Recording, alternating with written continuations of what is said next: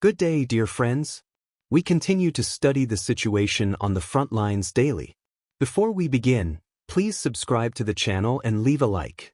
This will help more people learn the truth. Let's start with publications from Western media.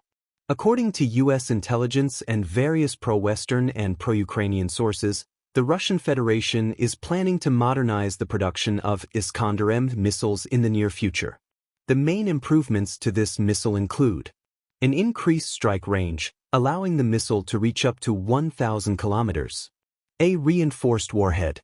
If this information is confirmed, the Russian Federation will soon be able to carry out massive missile strikes on the western regions of Ukraine, including Lviv and Ivano-Frankivsk oblasts. Now, let's move on to the massive missile strike carried out by the Russian Federation last night. The main targets were in the eastern part of Ukraine as well as Odessa. According to various monitoring channels, last night the Russian Federation launched strikes on Odessa using ballistic missiles. By early morning, Ukrainian sources began publishing footage from objective control systems. On your screen, you can see the aftermath of the strike near the Bristol Hotel in Odessa.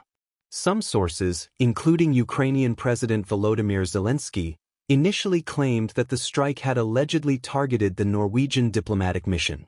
However, this information was later refuted. The mission's staff had left the city and headed towards the airfield. Later reports suggested that the strikes may have been aimed at French officers who had arrived in Odessa to share their experience with the Ukrainian military on the use of drones previously deployed in Syria and Libya. Another version emerged stating that the strikes did not directly target the Bristol Hotel but other sites in Odessa. Pro-Russian experts report that part of the missiles hit the seaport, while other targets were linked to the Odessa Territorial Recruitment Center, TCC.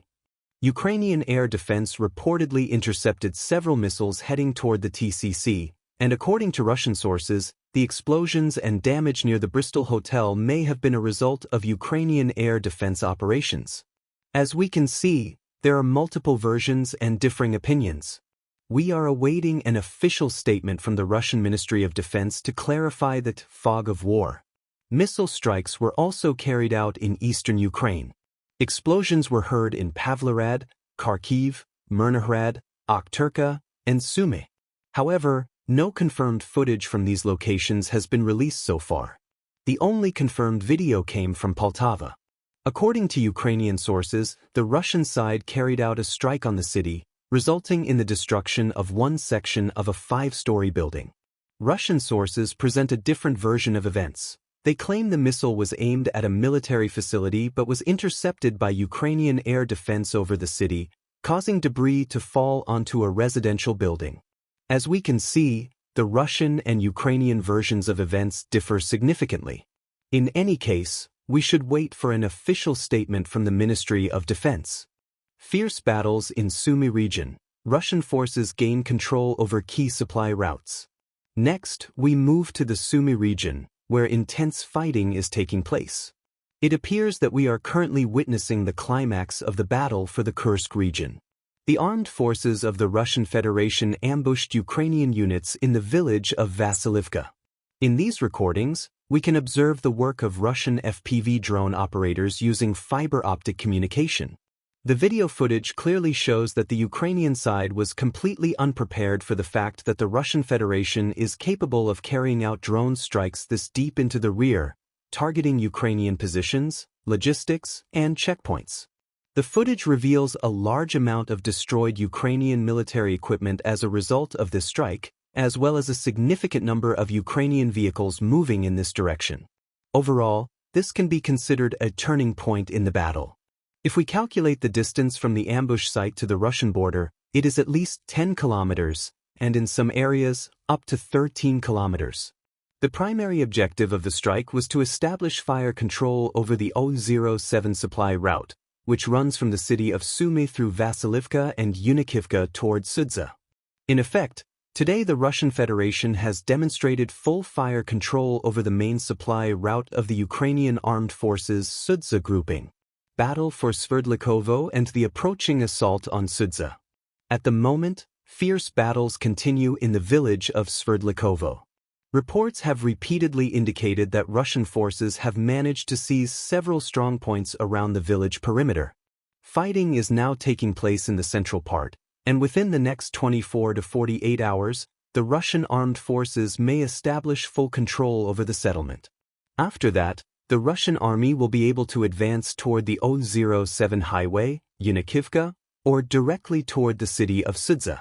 Regarding Sudza itself, a large amount of information has emerged today, primarily from pro-Russian sources, indicating that active fighting is ongoing in the vicinity of the village of Zamystai.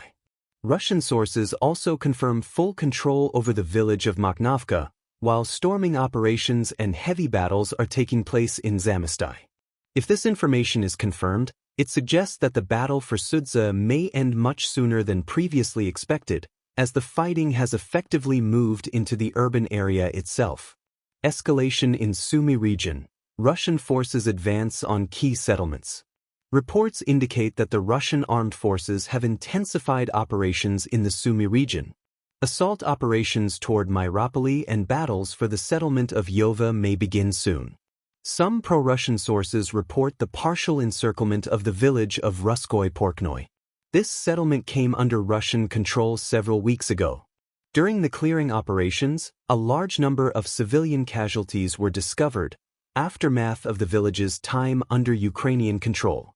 Additionally, a significant number of Ukrainian servicemen from the 92nd Assault Brigade have been taken prisoner. According to the Investigative Committee of the Russian Federation, mobile phones seized from the captives contain footage confirming acts of violence and torture against civilians. It is important to understand that the deeper the Russian Federation advances toward the state border, the more such cases of war crimes will be uncovered. Southern Donetsk Front. Russian troops advance. Now we move to the southern Donetsk direction, where important updates are coming in.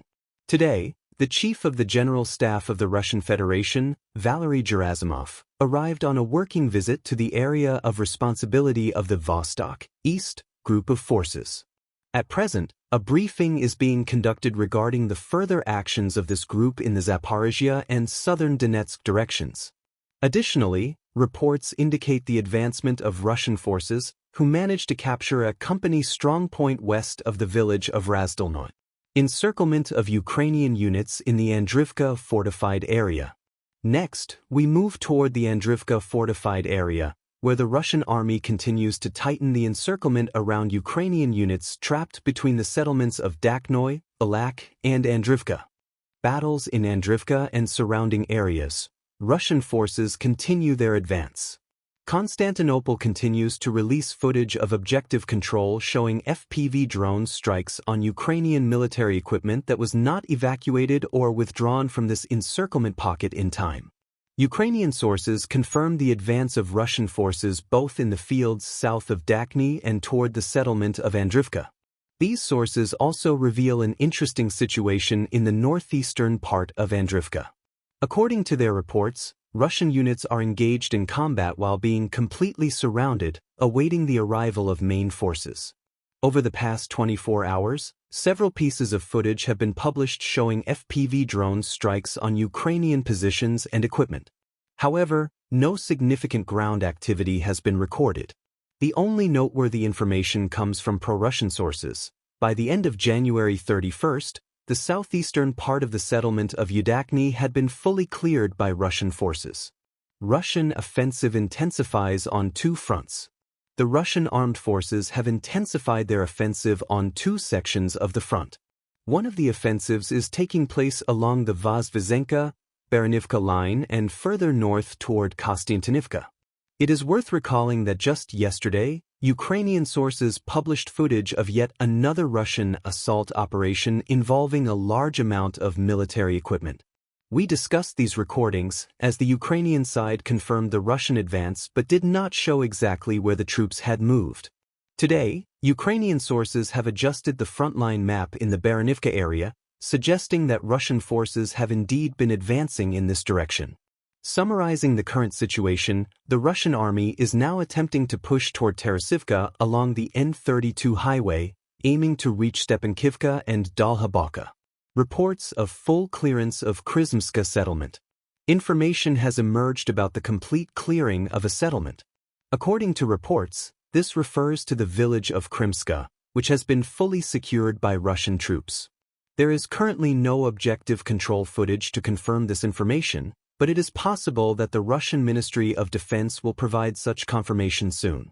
The main frontline adjustments are occurring between Toretsk, Novospassky, and Leonidivka. A large volume of video material has been published from this area, confirming the advance of Russian forces. Overall, the pace of combat operations in this region has remained high in recent days. Breakthrough in the encirclement pocket and Russian troop movements.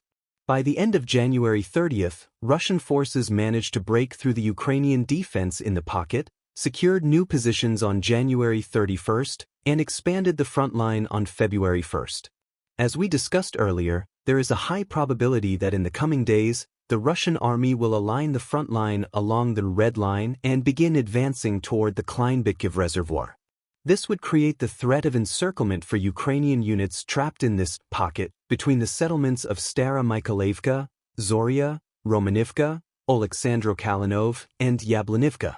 Advance in Chasiv Yar and Stupki. Over the past 24 hours, Russian forces have continued their advance between various districts of Chasiv Yar. Russian units are also moving toward the settlement of Stupki. No objective control footage has yet been recorded to confirm the exact positions of Russian troops in this sector. Situation in the Siversk direction. No significant activity has been observed in the Siversk direction, and a similar situation persists in other areas. Currently, the Russian bridgehead in this area spans approximately 15 kilometers in width and 2 to 3 kilometers in depth. This will soon allow for the concentration of significant forces, potentially enabling an advance in the northwestern direction. Unexpected diplomatic developments in Venezuela. Interesting news has emerged from Venezuela. Today, monitoring channels report that a special representative of Donald Trump has been sent to Caracas for a meeting with Nicolas Maduro. Shortly after, similar reports surfaced from Russia. A Russian Ministry of Defense aircraft is also heading to Venezuela. It is possible that the first negotiations between Russian and U.S. representatives regarding the future of Ukraine could take place on February 1st. This is a significant event worth closely monitoring. That's all for now, dear friends. Thank you for watching, and see you again soon.